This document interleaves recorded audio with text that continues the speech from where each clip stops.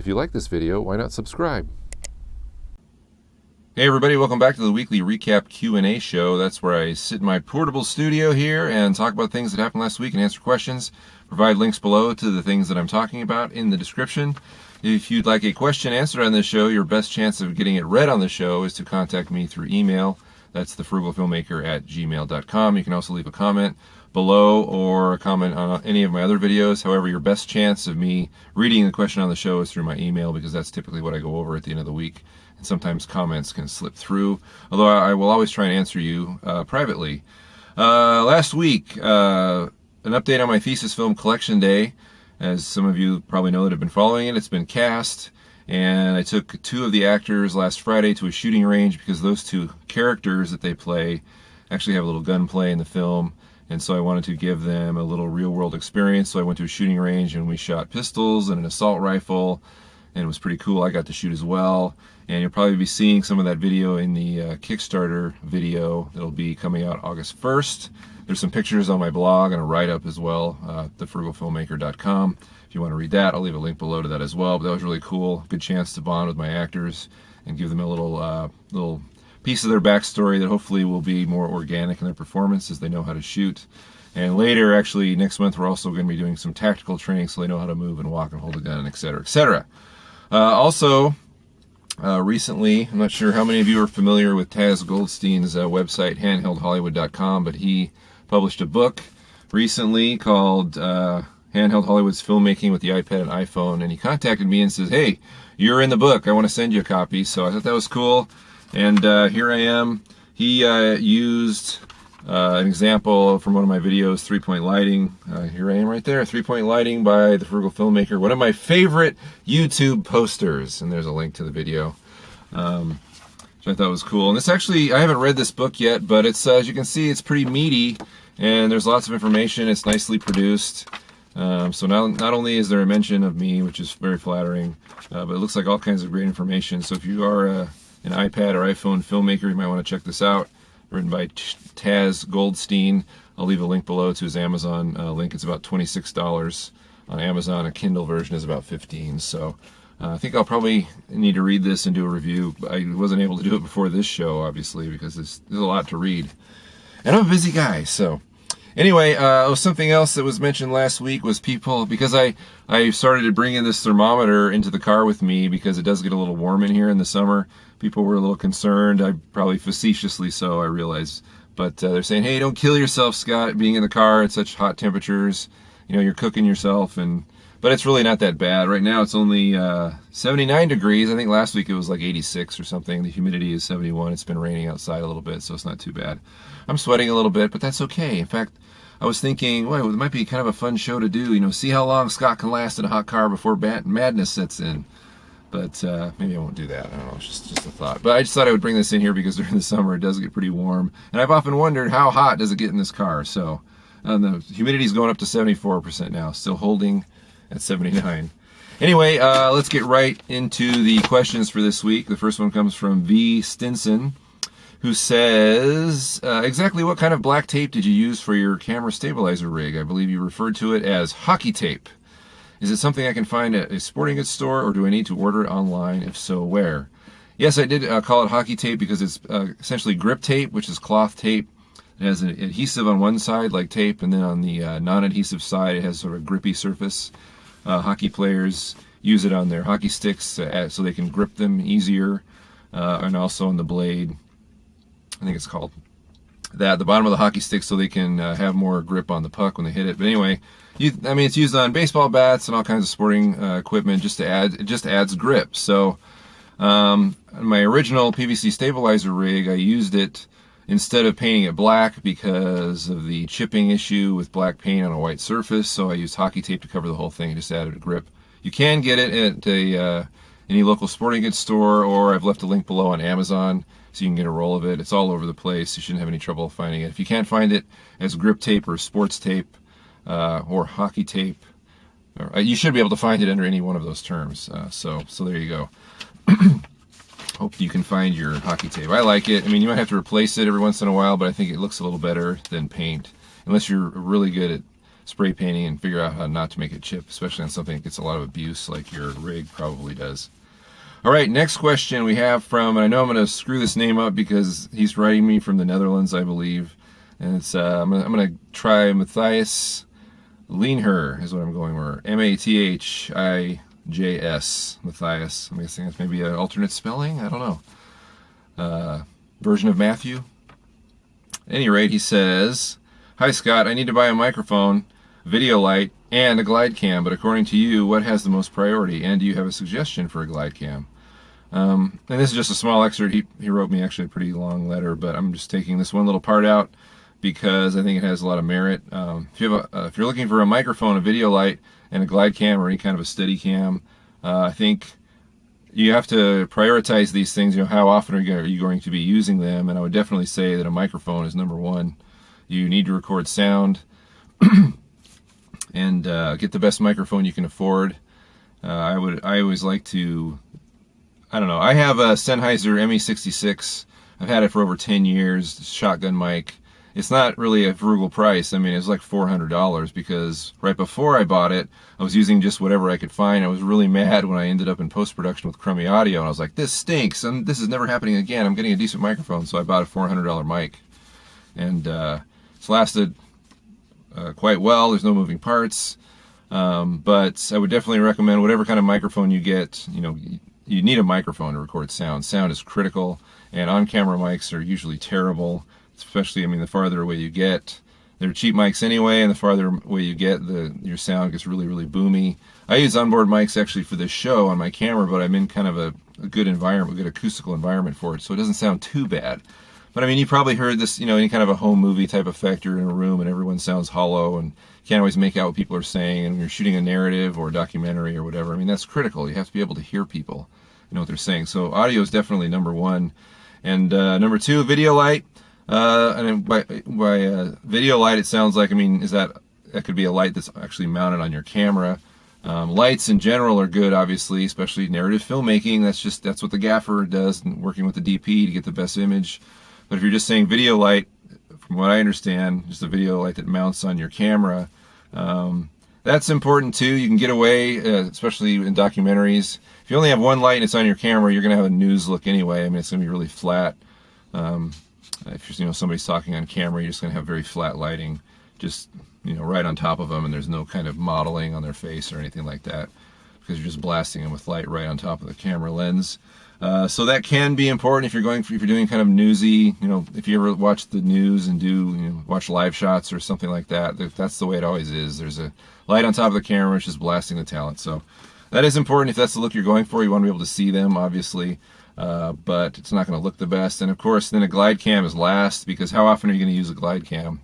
And they look great when you know how to operate them and you've practiced and everything, but it's sort of it's a specialty item. Unless, you're planning on shooting your whole movie with it or something like that, or whatever you're shooting, an event or what have you, then it's kind of important. As far as what I would recommend, I don't have a lot of experience with store-bought Glidecams. If you go into the Facebook group, there's a guy named Nitsan who has reviewed all kinds of Glidecams and their ilk Steadicams. So I'd recommend looking on the Facebook for him and his reviews. I can give you a link below to one of his reviews. You can go to his YouTube channel. He's got a lot of great information. But there's actually one coming out as far as recommendations. One I'm kind of excited about seeing is the Glidecam Mini, I believe it's called. The Glidecams are, been around for a while, and I think they were a little bugged that these kind of Chinese knockoffs were stealing their business. The Flycam Nano, for example, was became really popular. It was like shipped from India, and it cost $150, and a lot of people liked it. And the Glidecam Mini, ironically enough, is $150, and it comes in 4 colors. So that's been announced. They're going to be selling them through B&H initially, and probably everywhere else. So I'll leave a link below you can pre-order one, actually, but it has a name brand, and the price is pretty good.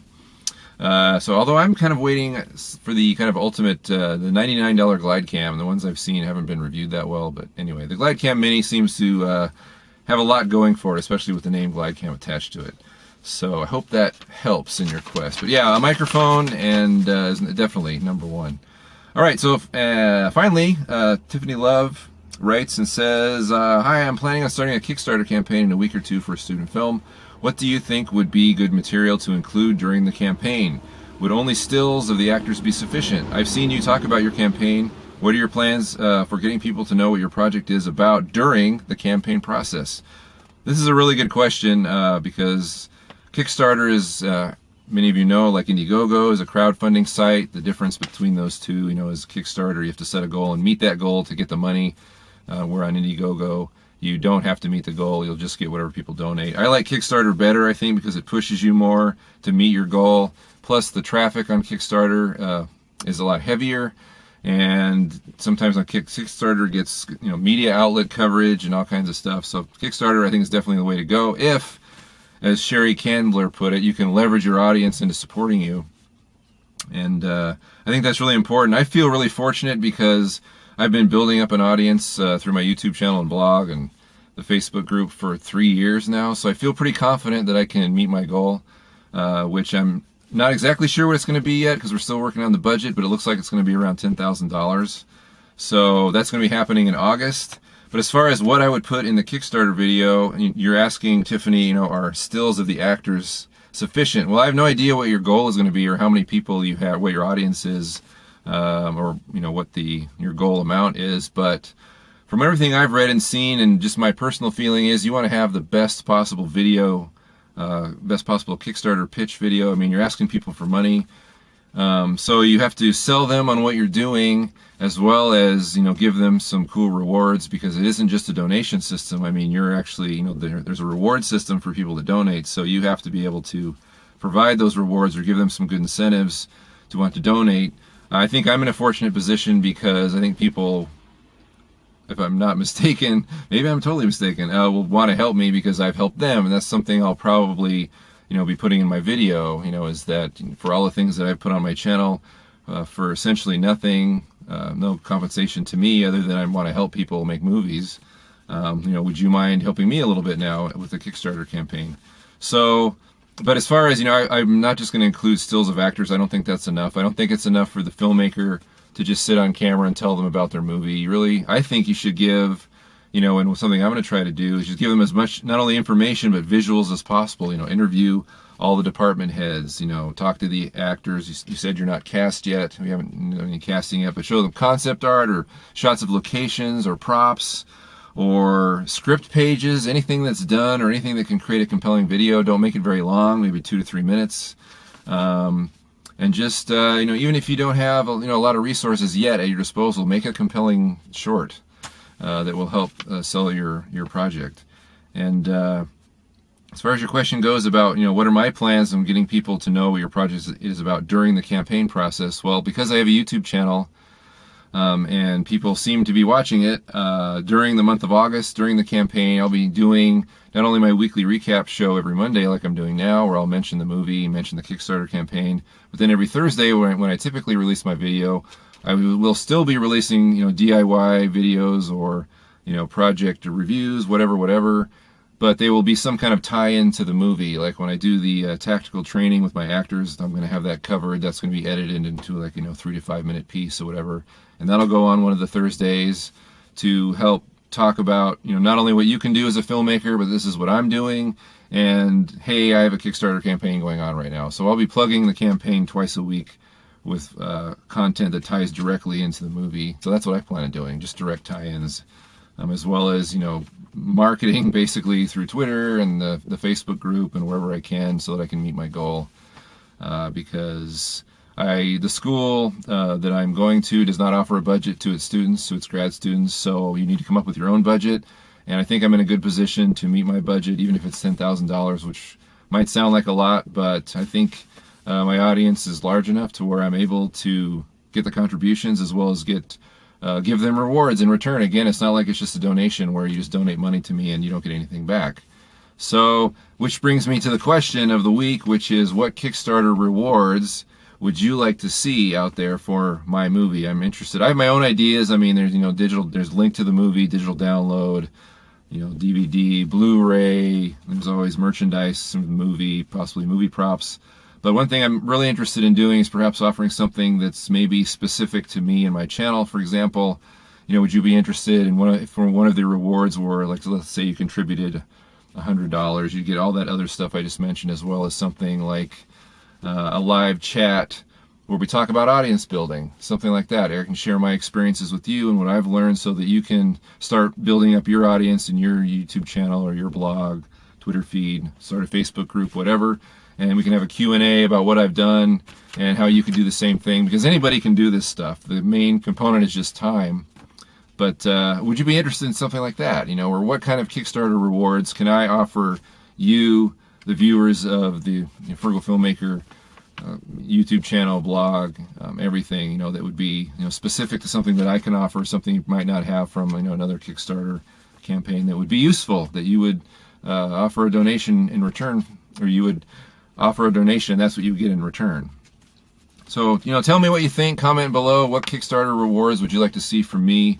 And maybe, if I get enough response, I can work them into the campaign, because that will start August 1st. So hopefully, Tiffany, I answered your questions. I think it's harder to do any kind of these fundraising campaigns if you don't have an audience, unless your total is really low and you can just tell your friends and family about it and they can help you. But if you're going to go beyond that, you're going to have some sort of online presence, which I have, fortunately, so I feel pretty confident I can pull this off. But at any rate, so sorry to run a little long. I try to keep the show 10 minutes or less. I think I've gone over.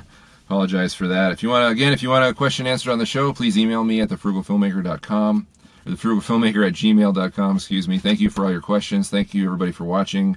There's the blog at thefrugalfilmmaker.com. There's the Facebook group, and there's Twitter. I'm trying to be more active on those social media outlets, especially as the Kickstarter campaign approaches. But just out of principle, I've got these social media outlets, and I need to use them more effectively to interact with you guys.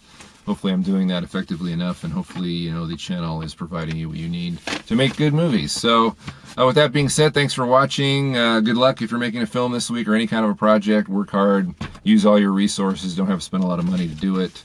But it all depends on you. We'll see you next week.